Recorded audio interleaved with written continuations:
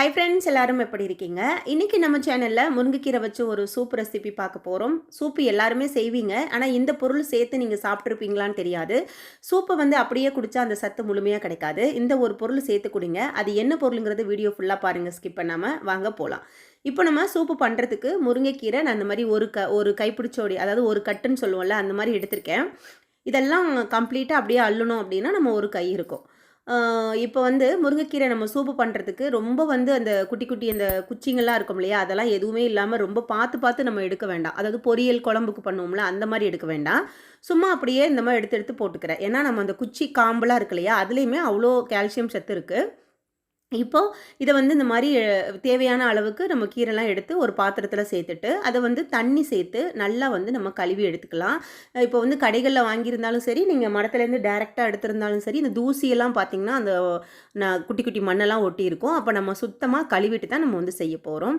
இத சுத்தமா நல்லா கழுவிக்கலாம். இப்போ இது எல்லாத்தையும் நீங்க பார்த்தாலே தெரியும், ஒரு கைப்பிடிச்சொடி அளவுக்கு தான் நான் கீரை எடுத்திருக்கேன்.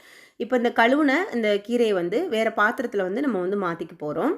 இந்த சூப்பு நீங்க டிஃப்ரெண்ட்டான மெத்தட்ல ஒருத்தவங்களுமே சூப்பு செஞ்சு சாப்பிட்டுருப்பாங்க. அதாவது என்னன்னா, முருங்கைக்கீரை கூட இந்த ஒரு பொருள் சேர்த்து சாப்பிடும்போது தான் அதோட அந்த முழுமையான இரும்பு சத்து நம்ம உடம்புல கிடைக்குது.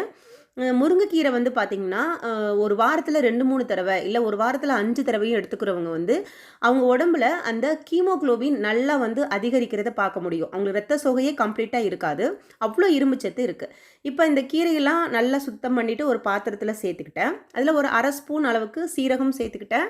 2 பூண்டு பற்கள் கட் பண்ணிட்டு சேர்த்துக்கிட்டேன். ஒரு 10 சின்ன வெங்காயத்த நல்லா தோல் எடுத்துட்டு, அதை ஒரு 5, 6 பீஸா கட் பண்ணிக்கலாம். ஒரு சின்ன வெங்காயத்தில 2, 3 பீஸு, இல்ல 4, 5 பீஸு அந்த மாதிரி கட் பண்ணிட்டு, அந்த கீரை கூடவே நம்ம சேர்த்துக்க போறோம். இதெல்லாமே சூப் செய்கிற பாத்திரத்திற்கு நீங்கள் என்ன பாத்திரத்தில் நீங்கள் ரெடி பண்ண போகிறீங்களோ அந்த பாத்திரத்தில் கீரையெல்லாம் போட்டதுக்கப்புறமா ஸ்டெப் பை ஸ்டெப்பாக சேர்த்துக்கலாம். சின்ன வெங்காயம் ரொம்ப டேஸ்ட்டாக இருக்கும், உடம்புக்குமே ரொம்ப நல்லது. பெரிய வெங்காயம் சேர்க்குறத விட நீங்கள் சின்ன வெங்காயம் சேர்த்து இந்த சூப் செஞ்சு பாருங்கள். குடிக்கும்போது நல்லா ஒரு டேஸ்ட்டு கொடுக்கும். இப்போ இந்த சின்ன வெங்காயம் கம்ப்ளீட்டாக 10 வெங்காயத்தையும் நான் கட் பண்ணிட்டு சேர்த்துக்கிட்டேன். அதுக்கப்புறமா இதில் ஒரு கிளாஸ் அளவுக்கு நான் தண்ணி சேர்க்குறேன். தண்ணி சேர்த்ததுக்கப்புறமா இது கூட அடுத்து நம்ம என்ன சேர்க்க போகிறோம்னா, காரத்துக்கு பச்சை மிளகா நான் ஒரு 2 பச்சை மிளகா நான் சேர்க்குறேன். அதை 2யுமே கட் பண்ணிட்டு நான் சேர்க்குறேன். ஒரு 2 பிஞ்சளவுக்கு மட்டும் மஞ்சத்தூள். உங்களுக்கு காரம் ஒரு பச்சை மிளகா போட்டால் போதும் அப்படின்னு நினச்சிங்கன்னா கம்மி பண்ணிக்கோங்க. ஒரு மிளகாயாக போட்டுக்கோங்க, இல்லை 2 போட்டுக்கலாம், இல்லை 3 கூட போட்டுக்கலாம். ஒரு சின்ன துண்டு இஞ்சி போட்டுக்கிட்டேன். இதெல்லாம் அடுப்பில் வச்சு பாருங்கள், இந்தளவுக்கு நல்லா கொதிக்க விட்டுக்கணும். கீரை நல்லா வேகணும். அதுக்காக ரொம்ப நேரம் நீங்கள் வேக வச்சிட்டிங்கன்னா அந்த கீரையோட அதோட தன்மையெல்லாம் போயிட்டு ரொம்ப கசப்பு தன்மை வந்துடும். அந்தளவுக்கும் போயிடக்கூடாது. உங்களுக்கு கீரையை எடுத்து சப்போஸ் இது எப்படி உங்களுக்கு வெந்துருச்சுன்னு தெரியல அப்படின்னு நீங்கள் நினச்சிங்கன்னா, அந்த கீரையோட அந்த கலர் தண்ணியில் இறங்கிரும். நீங்கள் மஞ்சள் தூள் போட்டிருக்கிறதுனால கண்டுபிடிக்க முடியல அப்படின்னா, அந்த ஒரு கீரை எடுத்து மெண்டு பாருங்கள், சாஃப்ட் ஆயிரும். நீங்கள் அடுப்பை ஆஃப் பண்ணிக்கலாம். இப்போ ஒரே ஒரு தக்காளியை கையில் நல்லா அந்த மாதிரி பிழிஞ்சிட்டு, அதாவது கசக்கி அதிலே போட்டுக்கிட்டேன். அதையும் சேர்த்து நல்லா கலந்து விட்டுக்கலாம். எதுக்காக இந்த அளவு நல்லா கொதிச்சதுக்கப்புறமா நான் தக்காளி போடுறேன் அப்படின்னா, இந்த தக்காளியோட அந்த லைட்டான அந்த புளிப்பு, தக்காளியோட சத்தும் நமக்கு கொஞ்சம் நேரம் வெந்தாலே போதும். ரொம்ப நேரம் வேக வைக்க வேண்டாம். அப்போ அந்த கலர் அப்படியே மாறிடும். அதனால தான் நான் பாதி கொஞ்சம் நேரம் தண்ணி நல்லா கொதிச்சதுக்கப்புறமா தக்காளி சேர்த்துக்கிட்டேன். சேர்த்ததுக்கப்புறமா கரண்டி வச்சு நல்லா கலந்து விட்டுட்டு, கொஞ்சம் நேரம் வேக விட்டதுக்கப்புறமா அந்த கீரை எடுத்து பாருங்கள். உங்களுக்கு நல்லா வெந்தது தெரிஞ்சிருச்சு அப்படின்னா, நீங்கள் அடுப்பை ஆஃப் பண்ணிவிட்டு ஆற வச்சுருங்க. நான் காலையிலே கொஞ்சம் கடகடன்னு பண்ணுறதுனால எனக்கு ரொம்ப நேரம் கீரையை என்னால் ஆற வைக்க முடியல. நீங்கள் மிக்ஸி ஜாரில் சேர்க்கும்போது நல்லா ஆற வச்சுட்டு சேருங்க. தண்ணியெல்லாம் வடிச்சிருங்க. அந்த கீரை, வெங்காயம், தக்காளி இருக்கு இல்லையா, அது மட்டும் எடுத்து மிக்ஸி ஜாரில் போட்டு நல்லா அரைச்சிட்டு, ஃபஸ்ட்டு இந்த மாதிரி ஒரு வடிகட்டி ஒன்று வச்சுட்டு அதில் சேர்த்துக்கோங்க.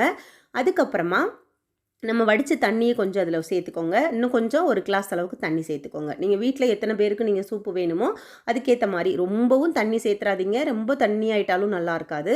கொஞ்சம் நம்ம ஒரு பவுலில் போட்டு கொடுக்க போகிறோம். அதுக்கு ஒரு கொஞ்சமாக அந்த சூப்போட அந்த பக்குவம் இருக்கு இல்லையா, அந்த மாதிரி இருக்கிற அளவுக்கு நீங்கள் பார்த்துக்கோங்க.